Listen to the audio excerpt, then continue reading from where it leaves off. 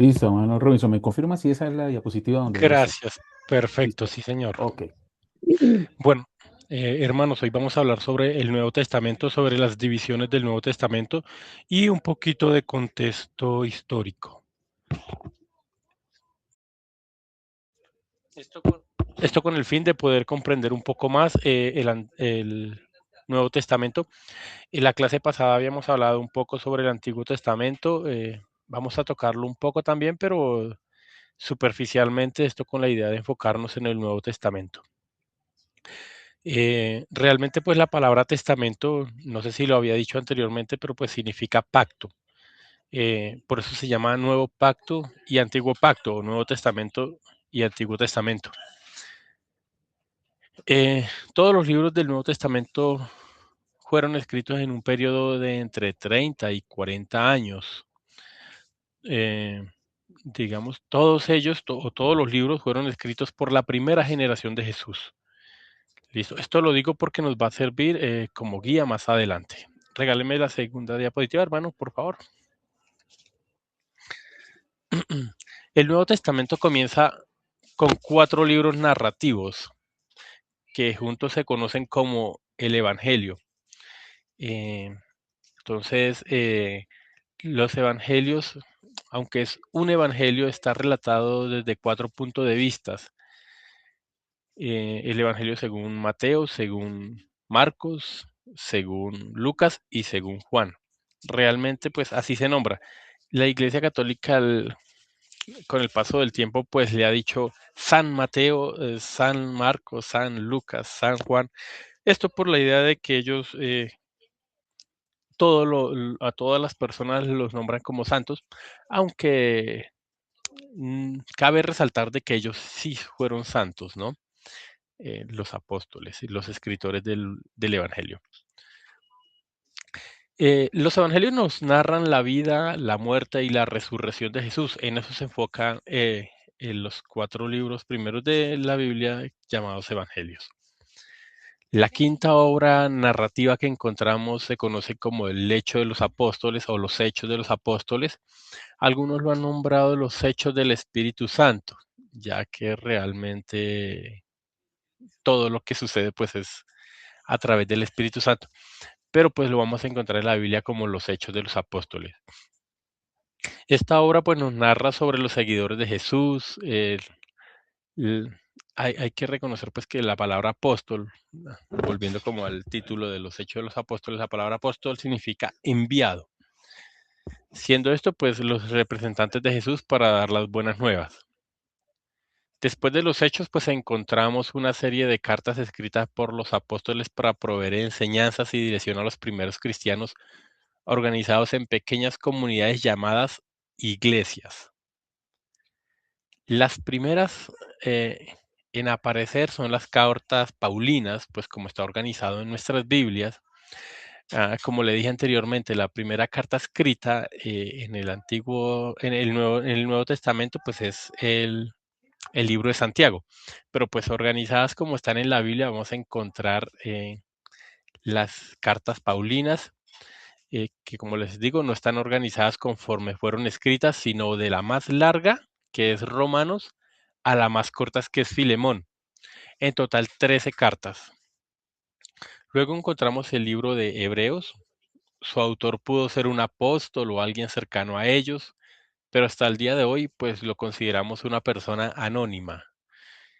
Algunos se han, digamos, atrevido, por decirlo de alguna manera, a decir que es de Pablo, otros dicen que es de Apolos o otro apóstol. Realmente no sabemos quién lo escribió. Lo que sí se concuerda es que es alguien, una persona judía o alguien convertido al judaísmo, conocedor pues del todo el ritual del Antiguo Testamento, ya que lo narra y lo compara perfectamente. Después, pues sigue la carta de Santiago, la de Judas, las de Pedro y las de Juan. Eh, Dos de estas cartas, pues, fueron escritas por eh, hermanos de Jesús y dos de ellos, pues, estuvieron entre los primeros seguidores. Y pues el último libro del Nuevo Testamento es el Apocalipsis, que en realidad es una carta dirigida a 7 iglesias. Todo el Antiguo Testamento está organizado, como le dije en la clase pasada, por temas y todos los temas son retomados y llevados a Jesús en el Nuevo Testamento. ¿Listo? Espero que hasta ahí nos vayamos haciendo entender con la ayuda de Dios. Si hay algo ahí pendiente, por favor me avisan.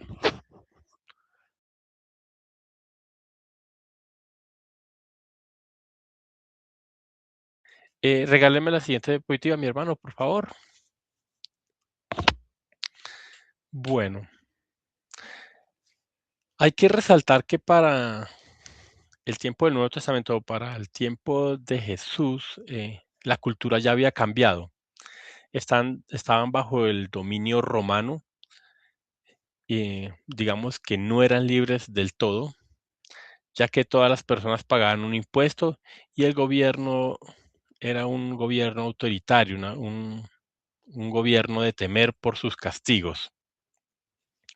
Esto lo digo porque algunos esperaban que el Mesías fuera el que viniera a liberarlos del yugo romano, o por lo menos esa era la idea que se tenía en algunos de lo que era el Mesías. El idioma común para aquella época, para los asuntos comerciales y culturales, era el griego. Esto debido pues a las invasiones que había hecho Carlos Magno, y para los fines religiosos se usaba el idioma hebreo. Digamos que para los cultos en las sinagogas, para la lectura de la palabra del Antiguo Testamento, del Tanakh, pues se usaba el hebreo como tal. Entonces el hebreo se había convertido en un idioma religioso, por decirlo de alguna manera, y pues para la vida normal, pues se usaba el griego. Por esta razón, todo el Nuevo Testamento está escrito o se escribió en idioma griego, porque todos los gentiles a donde se llevaron, o mejor, a donde se enviaron las cartas, pues hablaban griego. Em, que digamos, como les dije, pues Alejandro Magno impuso a través de las conquistas el idioma griego. Del Nuevo Testamento solamente Mateo se escribió en hebreo debido a que esta carta estaba dirigida pues al pueblo judío, entonces pues se escribió en el idioma hebreo. Para decidir sobre la canonización, ya yendo a la canonización de los libros del Nuevo Testamento, se debieron excluir los llamados apócrifos. Eso fue un proceso que ya se había sufrido en el Antiguo Testamento, pero pues era necesario para atacar corrientes doctrinales anticristianas como el arrianismo y las desviaciones como el gnosticismo. Hermano, me regala la siguiente diapositiva, por favor.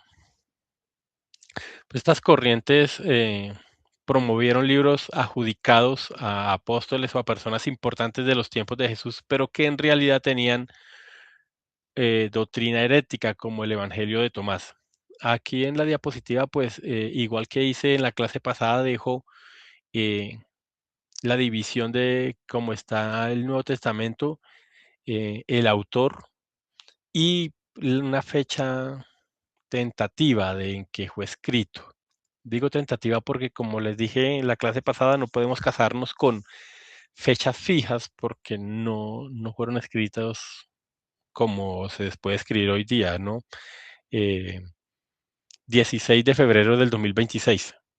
No sé, como no tenemos ese tipo de escritura, de fechado, entonces damos fechas tentativas en cuanto a los libros del Nuevo Testamento.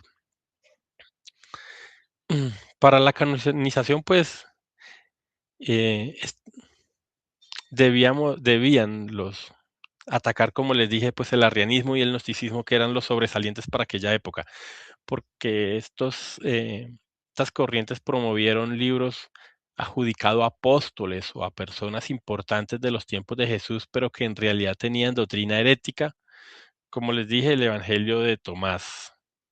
Aproximadamente en el año 140 después de Cristo, un hombre llamado Marción esto ya hablando de los participantes en la canonización del Nuevo Testamento, que encontramos en la siguiente diapositiva, que hablamos del canon un poco. Marción nació en el año 85 después de Cristo y murió en el año 160 después de Cristo, originario de Ponto. Intentó crear una colección de libros considerados debidamente inspirados, pero creía que el Antiguo Testamento era imperfecto y que debía de ser desechado, y solo debía leerse el Nuevo Testamento.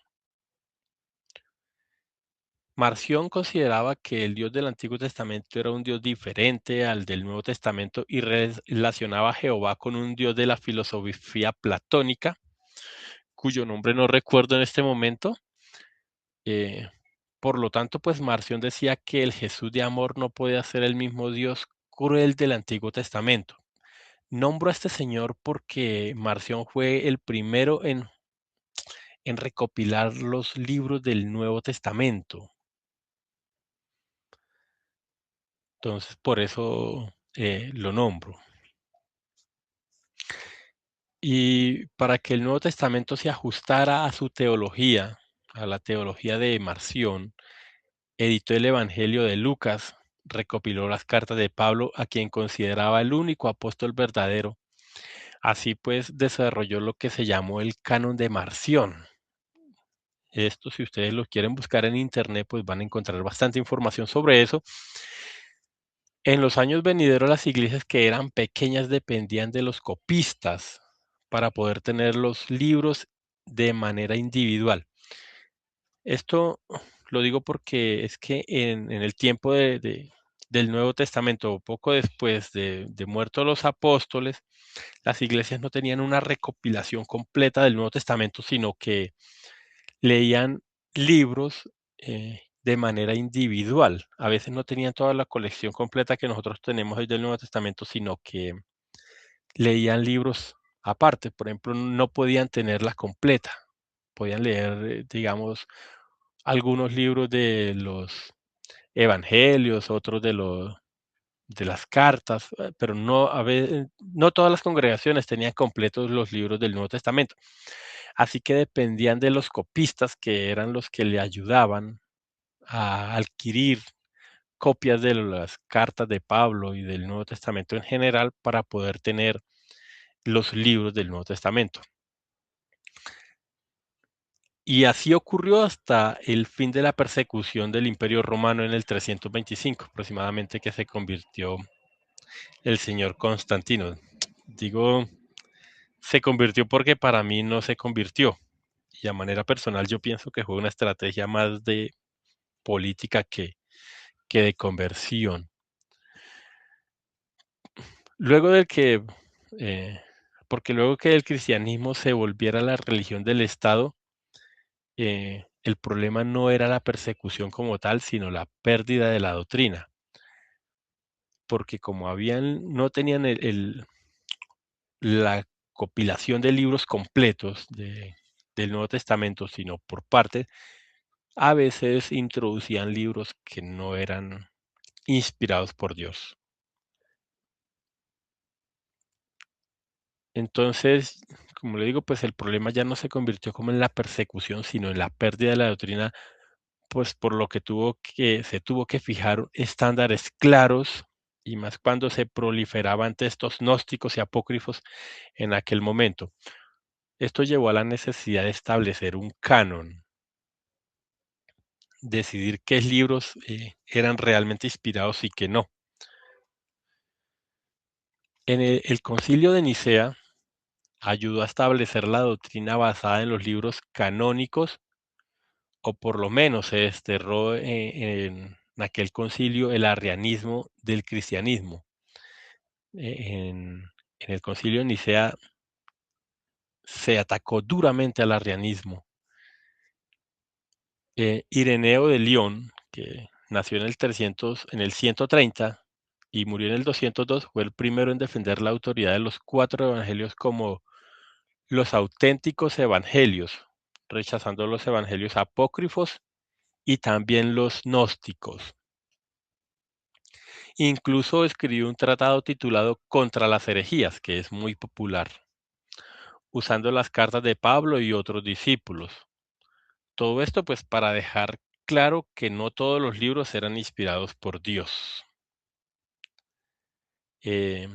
¿Cómo vamos hasta ahí? ¿Me van entendiendo, comprendiendo? ¿Me estoy haciendo entender? ¿Los perdí? Más o menos.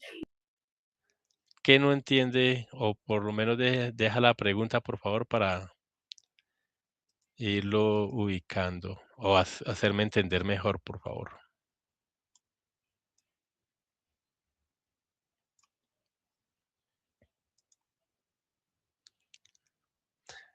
Bueno, lo que pasa es que lo que les digo, pues les estoy dando un poquito de historia de cómo se canonizó los libros, porque nosotros tenemos hoy los 27 libros del Nuevo Testamento, pero realmente lo que le estoy haciendo o lo que le estoy tratando de mostrar es por qué están esos 27 libros, por qué no hay más o por qué no hay menos. Entonces, la idea de contextualizarlos es de poderles explicar por qué tenemos esta cantidad de libros y no más o menos. Entonces, por eso se llevaron varios concilios para poder hacer un filtro de qué libros iban a pertenecer al Nuevo Testamento.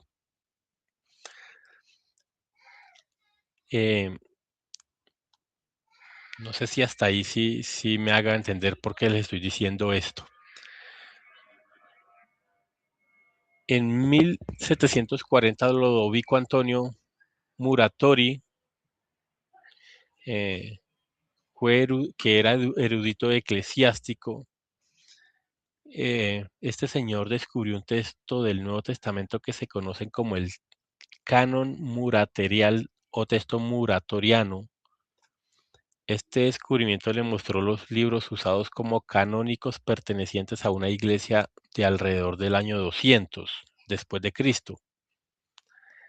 En este listado canónico no estaba Hebreos ni Primera y Segunda de Pedro. Santiago y la Tercera de Juan tampoco estaban. Esto puede deberse a dos razones. Una, pues que los libros que manejaba la iglesia, como los manejaban de forma individual, pues no los tuvieran, no tuvieran una copia de estos libros en ese momento. Y dos, pues que ellos no los consideraran canónicos. Hablo pues de la iglesia esta a la que pertenecían este listado de libros. Pero este listado sí incluye Apocalipsis, el Apocalipsis de Pedro y la sabiduría de Salomón, que luego fueron excluidos en los concilios. El señor Orígenes de Alejandría tomó como base de estudio la mayoría, aunque dudaba de algunos libros como Hebreos y Segunda de Pedro, Santiago y Juan. ¿Por qué dudaban de estos libros? Pues porque como las iglesias del primer siglo no tenían en su gran mayoría los libros completos, entonces no aparecían en el grupo que se encontraban. Eusebio Cesarea escribió un libro llamado Historia Eclesiástica alrededor del año 325 después de Cristo, y él seleccionó los libros canónicos, los aceptables y los espurios o falsos. Él lo dividió en tres grupos para hacer una diferencia, porque habían libros que él, según Eusebio, se consideraban canónicos ya porque sí, por tradición de la iglesia, otros que eran aceptables, pero que todavía no estaban dentro del canon, y algunos que él consideró falso. De cada grupo hizo un comentario. Yo por aquí anoté, por ejemplo, de los canónicos, dijo: en primer lugar se debe colocar la tetrada o los 4 libros de los evangelios. Estos van seguidos del relato de los hechos de los apóstoles, después debe considerarse las epístolas de Pablo. Próxima a ellos se deben reconocer las epístolas Primera de Juan y Primera de Pedro, además de ellas el Apocalipsis de Juan. Y también creía que Hebreos debía ser autoría de Pablo. Esto es lo que dice Eusebio Cesarea.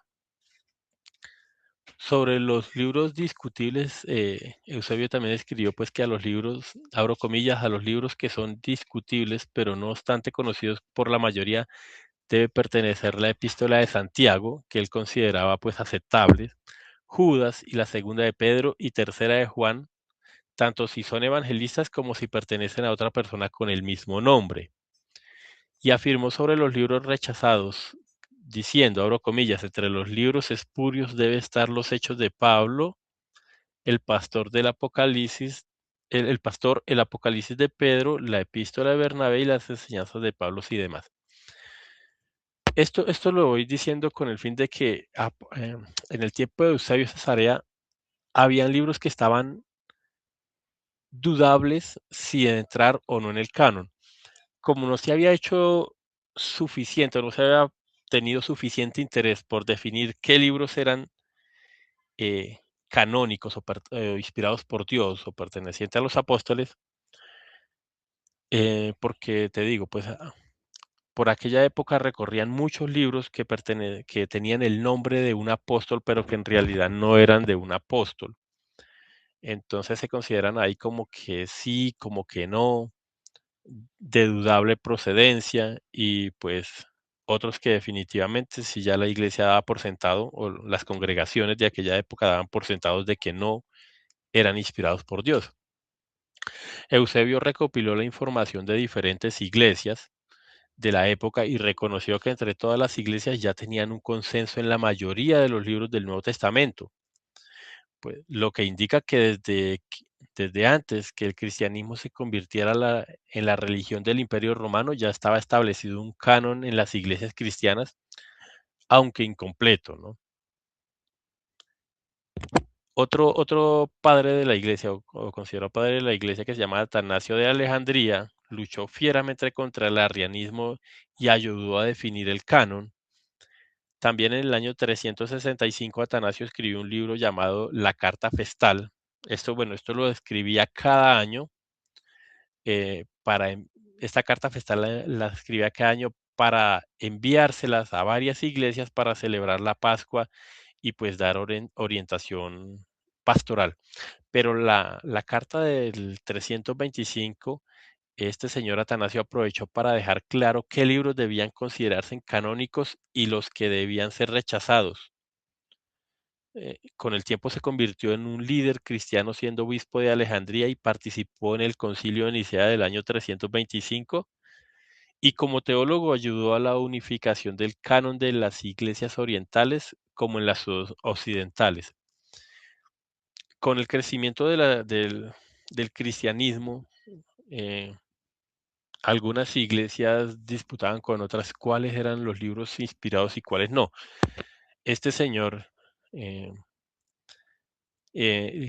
cuando estuvo en el concilio de Nicea, Atanasio pues dijo que ayudó pues a definir qué libros eran canónicos y a través de esta carta festal que las envió a todas las iglesias ayudó a definir o a quitar las dudas de las iglesias para que tuviesen un solo canon ya definido.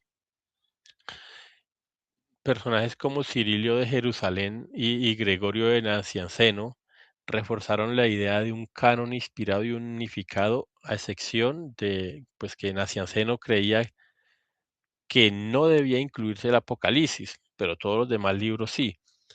Por su parte, pues la traducción que hizo Jerónimo del griego al hebreo, que es la iglesia, la traducción llamada Vulgata Latina, reforzó la idea canónica de los libros. Y también este señor Agustín de Hipona escribió una obra llamada La Doctrina Cristiana, que también en esta dejó claro el punto de vista de un canon claro y cerrado para la enseñanza y la formación cristiana, y nombró los libros tal cual están en las versiones actuales. Estos consensos se dieron gracias a los concilios que se hicieron, especialmente el Sínodo de Hipona en el año 393 y el Concilio de Cartago en el 397. Esto lo digo como historicidad para pues entender cómo se fue formando el canon o las reglas del Nuevo Testamento. y por lo cual tenemos esta cantidad de libros y no más. Los aspectos que se tomaron en cuenta por las iglesias y por los concilios fueron los siguientes. Voy a nombrar, tengo 4, voy a nombrar 5. Sí. El primero fue la aposticidad o la antigüedad. Todos los libros debían estar relacionados con los apóstoles de alguna manera. Debía ser escrito por un apóstol o alguien cercano a ellos o un discípulo de los apóstoles. Por ejemplo, Marcos no es apóstol de Jesucristo, pero pues es alguien muy cercano a Pedro y podría uno decir que es discípulo de Pedro. Él escribió Marcos. Aunque no era apóstol, pues sí estaba relacionado con los apóstoles. El segundo punto de vista tomado en cuenta fue la coherencia doctrinal. Todo libro debía estar en armonía con la doctrina de las iglesias establecidas por los apóstoles. El tercer aspecto que se tomó en cuenta fue la universalidad o la catolicidad. La palabra católico significa universal. Sobre la universalidad debía ser reconocido, pues ampliamente leído por las congregaciones de las iglesias o de la iglesia, pues. O sea que debía ser reconocido o estar familiarizado todas las congregaciones cristianas de la época. Si era leído por muy pocas comunidades o su uso era limitado, pues se cuestionaba la canonicidad, porque a veces algunos creyentes traían libros y, y comenzaban a hacerlos pasar como libros inspirados por Dios. Por eso pues se tomó el consenso de que todas las iglesias lo conocieran. Otro aspecto que se tomó en cuenta pues fue el uso litúrgico del libro. Debía ser leído en el culto y también servir para la edificación de la iglesia.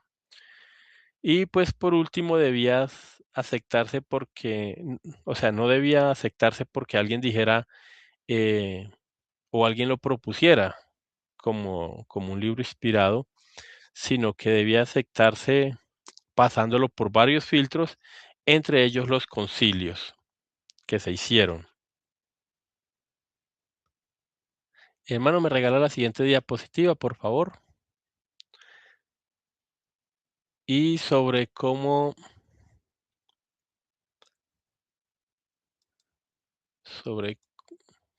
aquí está. Sobre cómo se dividió por capítulos el Nuevo Testamento. Lo demás lo digo porque, o lo dije porque es que uno a veces no sabe qué fue lo que se pasó o por qué proceso pasó el Nuevo Testamento para decidir qué libros se quedaron y cuáles no. Algunos creen que debieron de quedarse en más libros, pero pues yo podría decir a manera personal que gracias a Dios el Espíritu Santo le estuvo en nombres que ayudaron a clasificar qué libros realmente eran inspirados por Dios y cuáles no.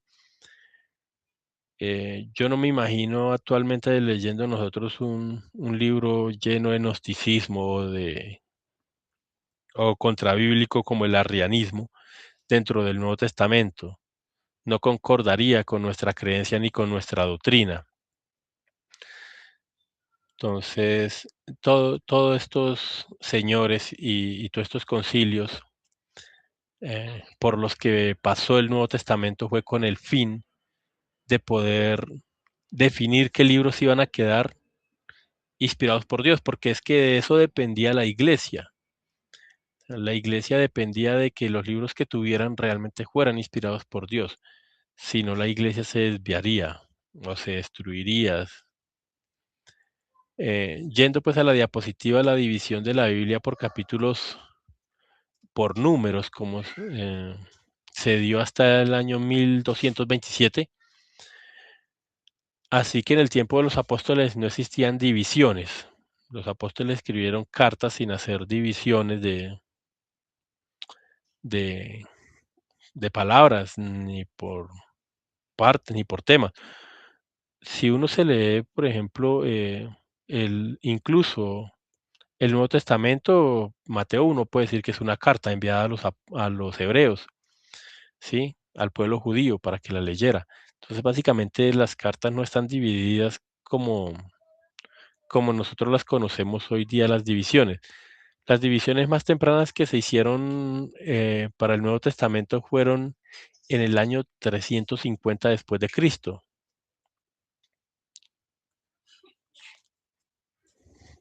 Los apóstoles cuando leían el Antiguo Testamento lo leían con divisiones hechas por espacios, o números o líneas.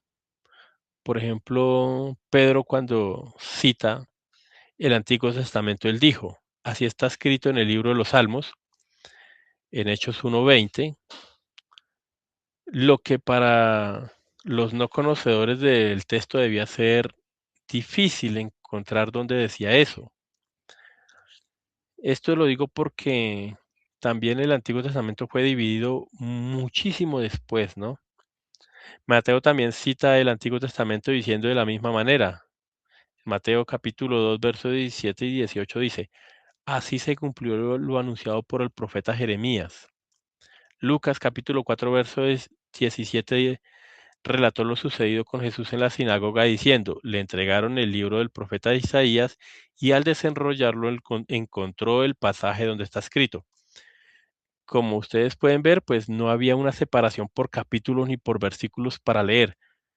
Como eran rollos, no, y estaban divididos por columnas, así como está ahí en la imagen, que esa es como la principal división, que al desenrollar el rollo, ustedes lo que hacía era leer la columna que estaba ahí.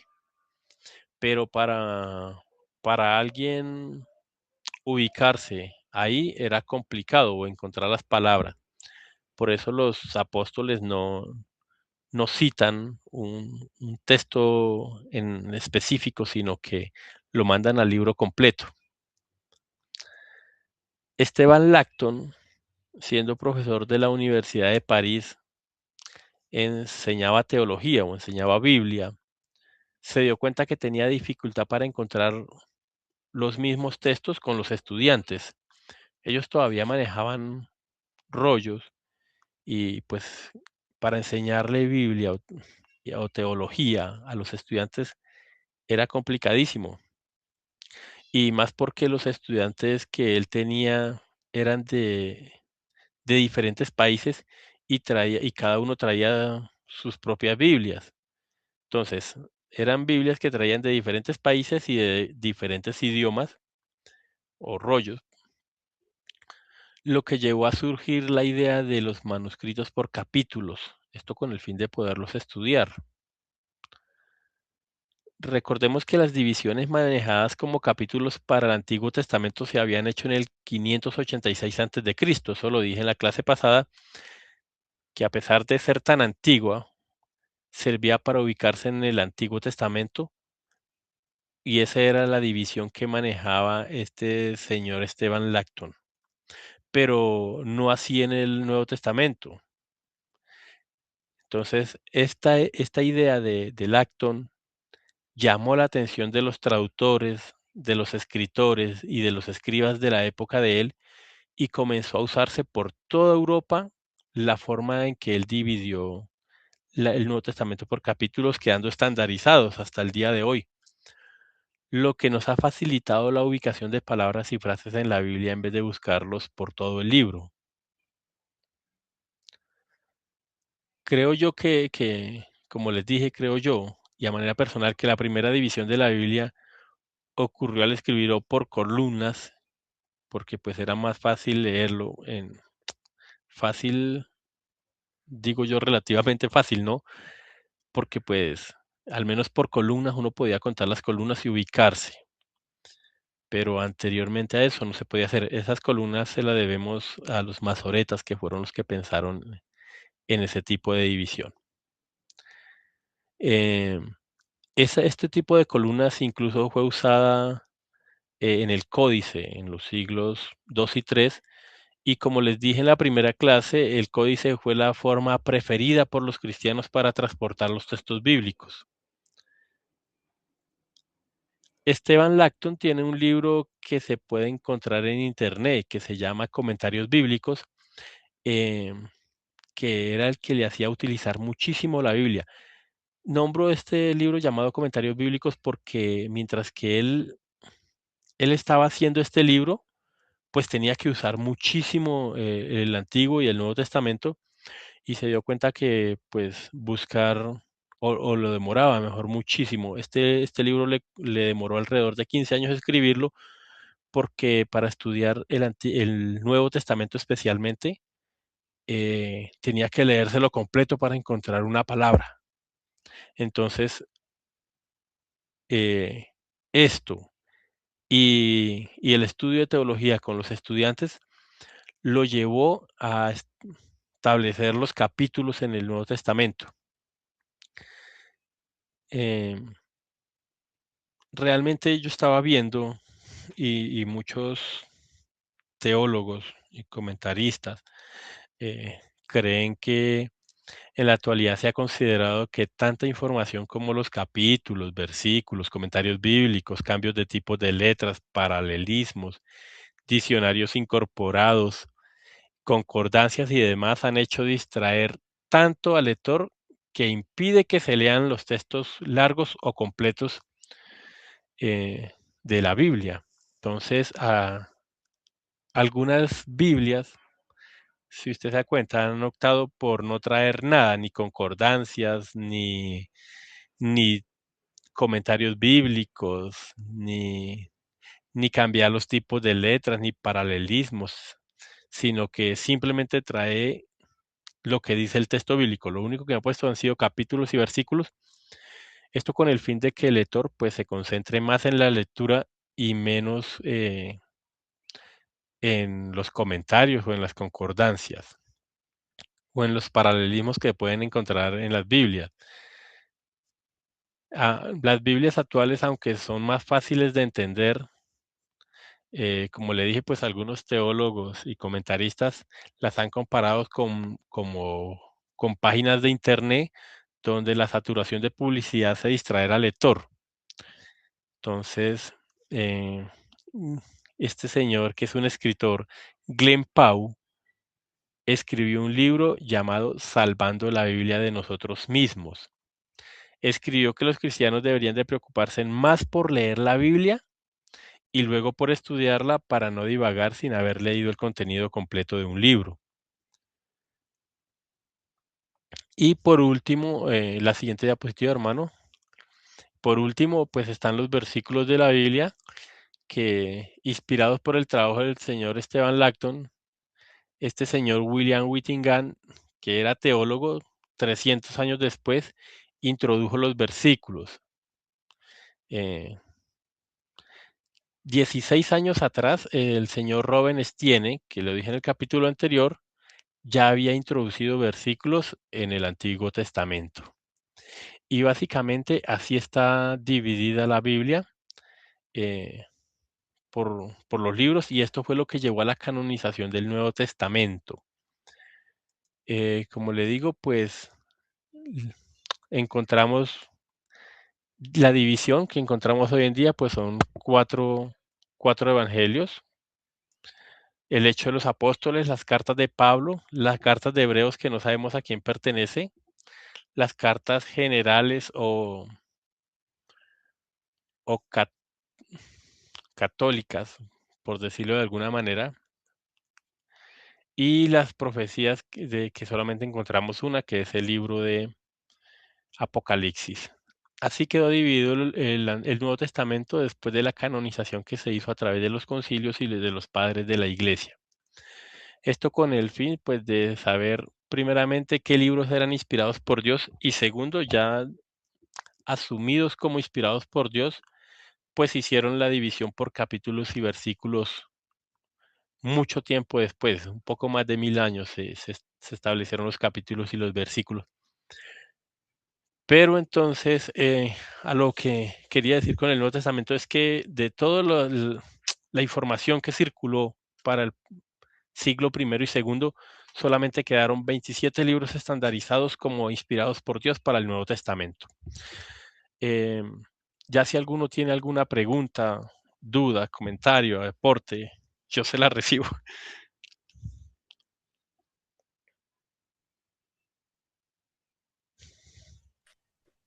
Los nombres que de los libros que no fueron mencionados o que dijeron que no eran para el Nuevo Testamento. Los nombres de los libros, por favor.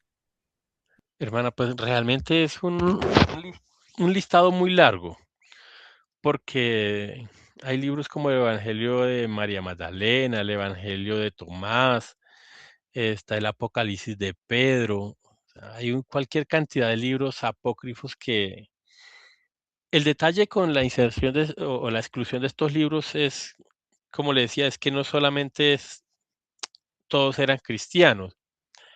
El gnosticismo eh, desviaba, más que contradecir la palabra de Dios, la desviaba. Entonces habían libros que eran gnósticos que parecía que fueran cristianos, y también estaban los arrianos, que esos sí eran definitivamente contracristianos, por decirlo de alguna manera. Entonces, habían algunos libros que parecían ser cristianos, pero tenían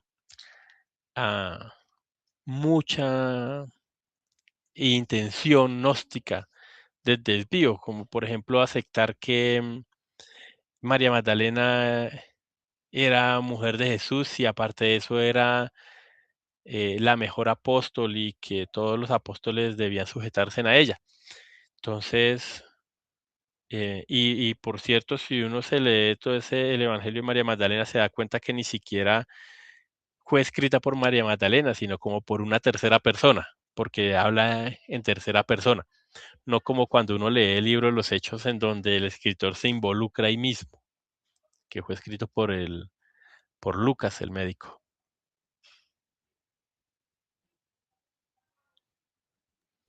De todas maneras, pues encontrar esos libros es relativamente fácil. Usted entra a internet y pone ahí libros apócrifos o gnósticos o libros, sí, apócrifos del Nuevo Testamento y le aparece un listado bastante amplio. Reconocidos, creo que alrededor de 14 libros reconocidos como apócrifos del Nuevo Testamento, pero hay más que eso. Hermano Robinson, bueno, a mí me llega una preguntita. Si puede explicar nuevamente quién introdujo los capítulos y quién introdujo los versículos. Para el Nuevo Testamento, claro que sí, hermano. Bueno, mire, los capítulos los introdujo, los versículos los introdujo William Whittingham, ¿sí? Ese introdujo los versículos.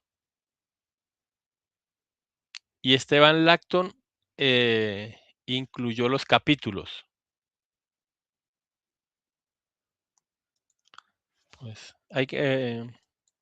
lo que sí, pues como les dije, pues Esteban Lacton lo hizo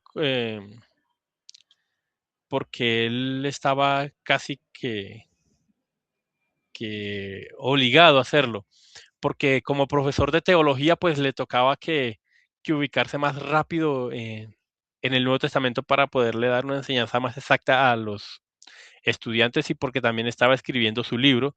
Entonces, esas dos cosas le animó, por decirlo de alguna manera, a hacer las divisiones del Nuevo Testamento en capítulos. Y pues William Whittingham, que está ahí en la imagen, introdujo, inspirado por Esteban Lacton y, y este señor también que introdujo los versículos en el Antiguo Testamento, Robert Estienne, pues fue lo que le ayudó o lo inspiró pues a introducir los versículos para el Nuevo Testamento, que pues para nosotros es una gran bendición, ¿no? Y pues uno ve Biblias que actualmente un versículo está dividido en dos o tres partecitas más para poder ubicarse mejor en concordancias bíblicas. Pero pero pues digamos que lo que nosotros aceptamos es lo que se introdujo por parte de este señor William Whittingham.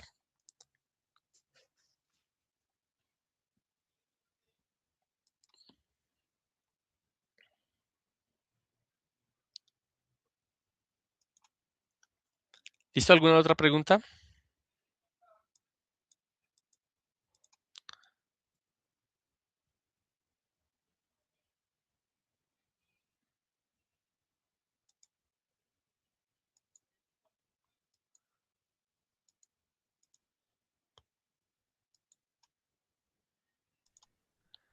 Tan, tan.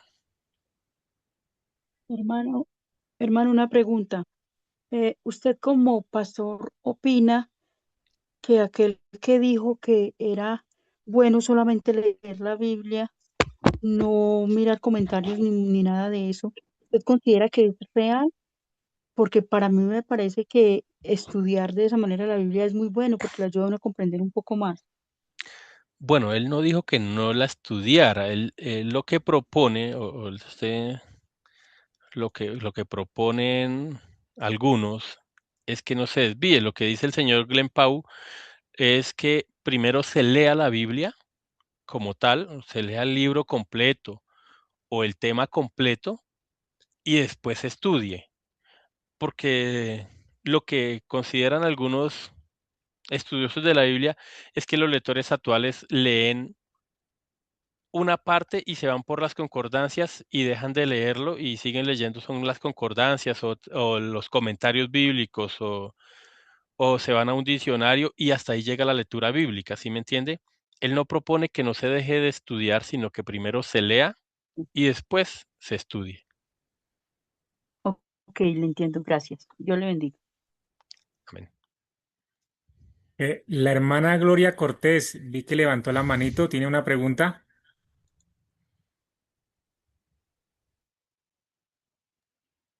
Sí, yo era la que estaba preguntando. Vale, ok.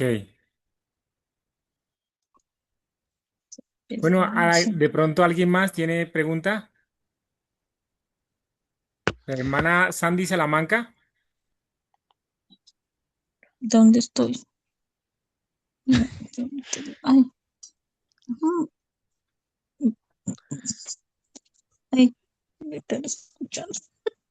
Ahí, hermana, le estamos escuchando. Puede hacer la pregunta. Tranquila. No, no, señor. Ah, ok. Gracias. Ay, pero es que no encuentro el micro. Ya lo encontró. Ok, bueno, mis hermanos, les voy a dar pues una información. La siguiente clase, con la ayuda de Dios, la vamos a ver nuevamente por Zoom.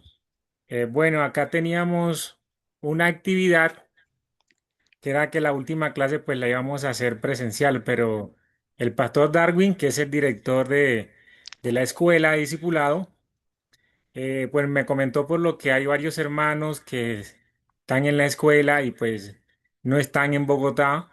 Entonces, la idea es que lo podamos hacer otra vez por Zoom para que los hermanos puedan estar en la clase.